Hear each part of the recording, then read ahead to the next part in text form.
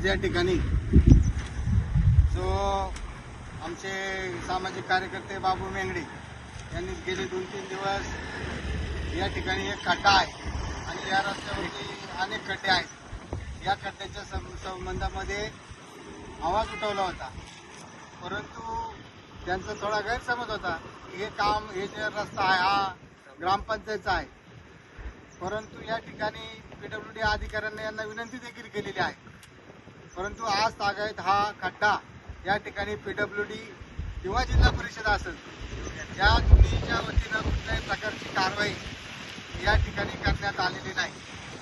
याच्यामध्ये या ठिकाणी एखाद्या व्यक्तीचा जाऊन त्या ठिकाणी एखाद्या व्यक्तीचा काय वेळेस त्या ठिकाणी ॲक्सिडेंट होऊन पाय देखील पडू शकतो किंवा काही अनुचित घटना घडू शकते.